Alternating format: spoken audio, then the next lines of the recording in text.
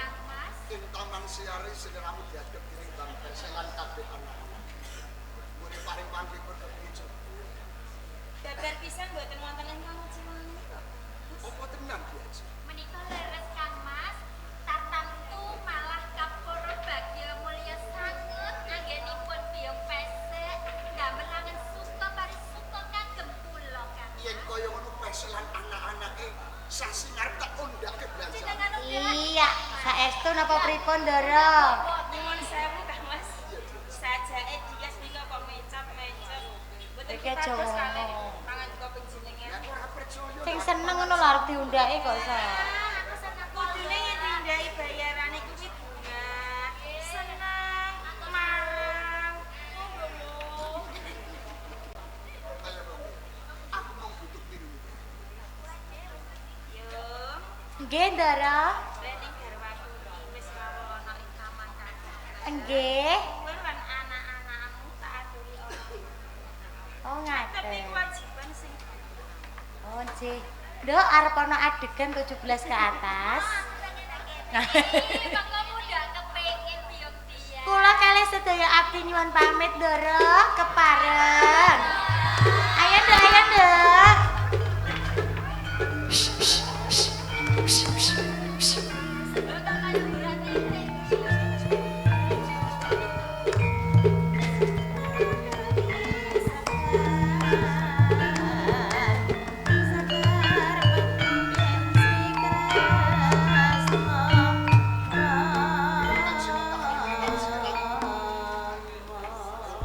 Yajing sasu. Senajan to sliramu iki garamu satu. Ning aja sumelang. Aku golek tresnani ora bakal banjiri lan kaca. Kaporo adil nggonku peparing tresna. Kuwi tenang. Wong lanang duwe garwa luwih siji kuwi kena. Siji loro telu temekaning papat ora dadi boyo panapa. Wadon adil nggone peparing nafkah lahir lan nafkah bayi. menika leres ingkang dados saturipun panjenengan. Kaya Injih, sak sampunipun kula dados kiwanipun panjenengan, senajan to panjenengan wayo mboten dados menapa. ayu tenan. Injih, mergi panjenengan menika adil, tegese boten bancinde lan banciladah.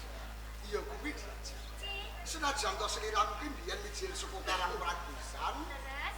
nanging sawise tak boyo mapan ning Mojopahit, ayune ki ora kalah kelawan watu sing mapan ing kutha raja Mojopahit. Iya, panjenengan menika yen ngalebono mbok ampun keladuk kados ngaten. Mengke sak wanci-wanci saged damelipun kabombong raos manah kula, Kang. Kaya ngono. Injih. Senajan to aku ki salah sawijining prajurit Senopati ing Mojopahit, kawastanan prajurit Bayangkara. Nanging aku ora bakal lirwa ing tanggung jawab. Pinangka dadi kakungmu, sawanci-wanci aku kepengin kok piteki. Kepengin sedah, kepengin diarasi. Nggih sareng-sareng to, Kang. Kados ngaten. Sopo kowe kan sowan, Mas? Kene coba. Kang Mas.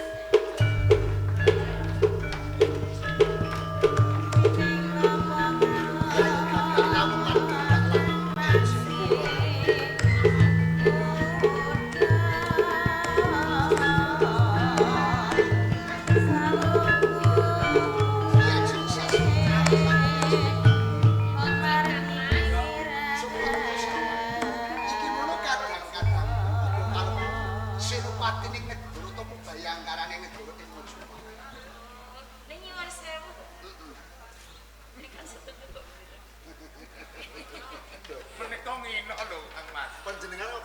ngaten lho, Kang. Saben dinten kula menika rak isinipun tansah wae waji. Wonten negari Mojopahit jejering Luraing Tamtama saben tansah gedhagen dhateng sedaya para praja. Lah iki nengenke kabutuhaning negara nganti saiki durung palakrama. Sekedap malih. Kaya Ingkang pas kebon. Sampai sampun ngertos kok Pak. Nanging kula ajri yen to sak wanci-wanci ngeten kadangipun panjenengan kados siwur boten wonten pateke. menika rak kaya kawestanan ciri wanci lelewat digawa mangan.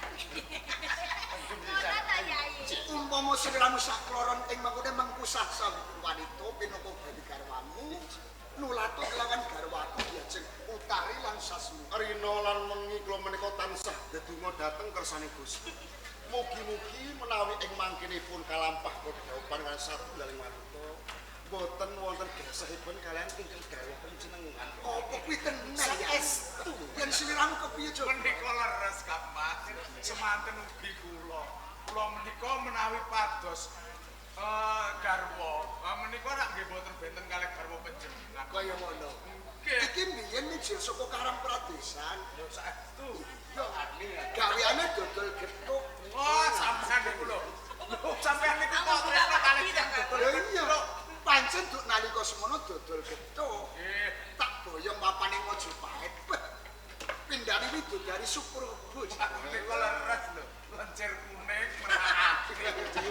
Perkara mampu skincare. Nggih. Nggih pangaksanipun uyun sawetara kanggo panglipur kados.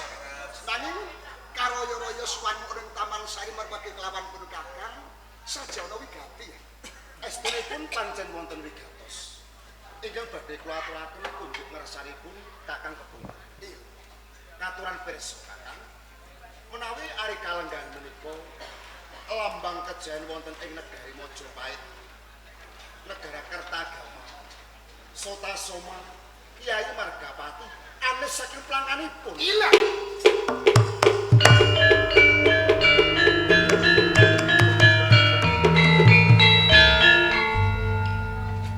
Nganti saka sakatrin ilang saka ing pelanggane, saka sekang kajibalan kapatah tunggu kebek. Mongko ingkang tinamgenah jagi pusaka wonten ing Praja Mojopahit menika boten wonten sanes kulon kathah kula. Nganti silira mulih wae wajib iki kepiye ya? Nggih pangaksanipun. Estunipun sampun boten kirang-kirang. Anggene kula menika tungguk kemit mbudidaya amprih ing mangkenipun boten badhe nguji wae. Nanging ewa semanten kula lirwa ing kewajiban. Menika leres Mas. Ya. Kamangka wonten ing gedung pusaka menika boten wonten gadung kangkung mlewer, boten wonten kandha kang semene. Lah tertentu menika malingipun julik. Jenenge maling ki ngemal barang sing ora eling. Kang tegese sing duweni ora eling nyentuh nganti barang sing dicolong kuwi ilang. Lah terus sak banjure kepiye? Mila saking menika ngantos Sang Prabu Hayam Wuruk menika paring dawuh dhateng kula supados pinanggih kalian Kakang Ketuban.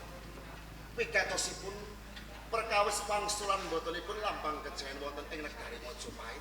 Sawetahipun dipun borongaken dhateng Kakang Kebungan. Yen pancen pangandikane Sine Prabu Hayam Wuruk kaya ngono, aku jejering prajurit ora bakal swala selak suwiyah. Kapur aku saged ngayahi panjenengan saged. Rene sampun wonten kesageng saking ngersanipun Kakang Kebu Maruta. Menawi ngaten sak petawis kula nyuwun pamit badhe nindakaken pakaran wonten negari Mojopahit. Kono luwih seru pangasunipun iki Kak. Arep nyuwun pamit.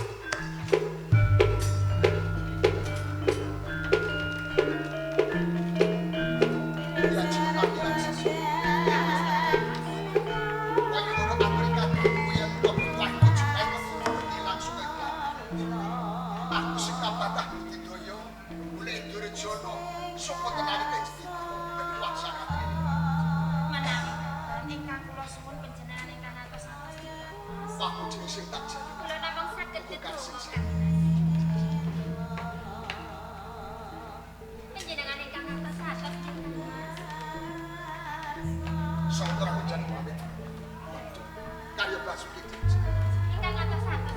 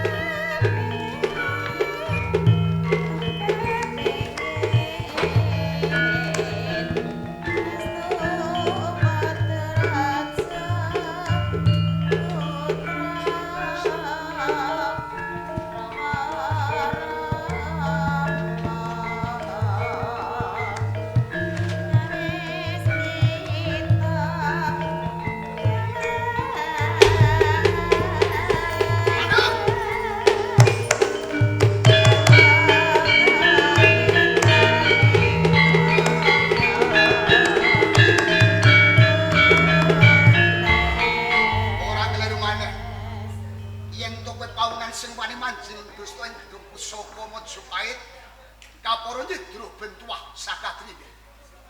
Kabeh ora tak selaki, pancen aku sing nyolong wujuding petuah ana ing Majapahit.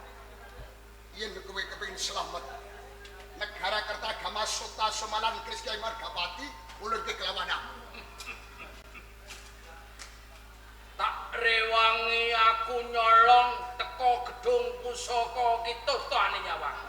Saiki wis adoh saka ing Keraton Majapahit ana sak tengahing alas kok barang tak weno karo kowe. Kok enak. Yen isih mbok kukuwi kelakon pedhot gulung. Ayo temtuke aku kuwi sing temekane Pak. Maju tekani ati. Waduh.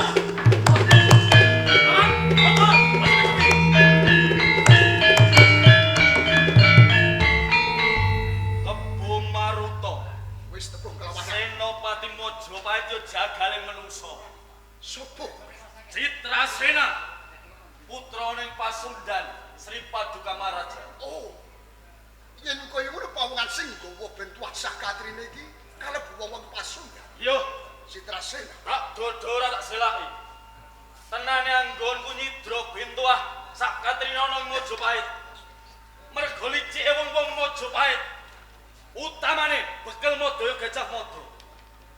Apa ana tinane? Dedaupan temanten Kang Mbok Citra Resmi lan Hayam Wuruk ana tengahing ora-ora bubat. Iki mergo licike Gajah Mada kepengin nungkulake Pasundan. Cukup. Apa Citrasena. Maruta? Ora usah kowe nyampuri perkarane Sin Prabu Hayam Wuruk. Lancar garwane ya sedulurmu Citra Resmi. Sing baku kowe gawe ing negara Majapahit. Pancen bener. Ilange bentuah sakatrine Wedo negara Kertagama Sutasoma lan Kris Kyai Margapati. Aku sing tanggung jawab kudu bali Majapahit. Piye? Bali Majapahit. Iya. Kena. Nek wis oncate nyawa saka ragaku wis ana tanganmu. Kelakon pisah nyolan gembung.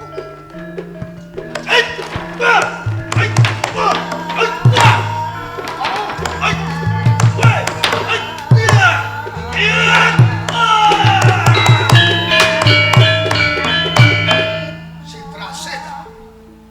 Sri Paduka Maharaja. Tak ada sablemu berapa. Inurai Galka Prasto tertentu Marojolelo. Citrasena. Citrasena.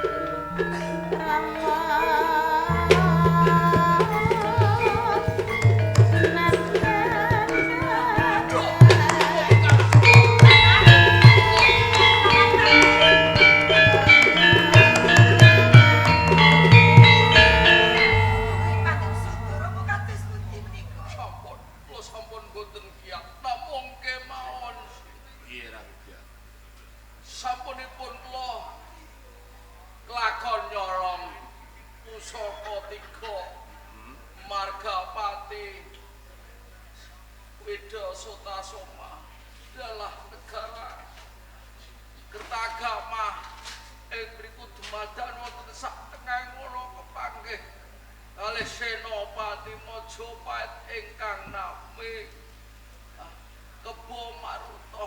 Kula kenging pusakanipun. Thank you.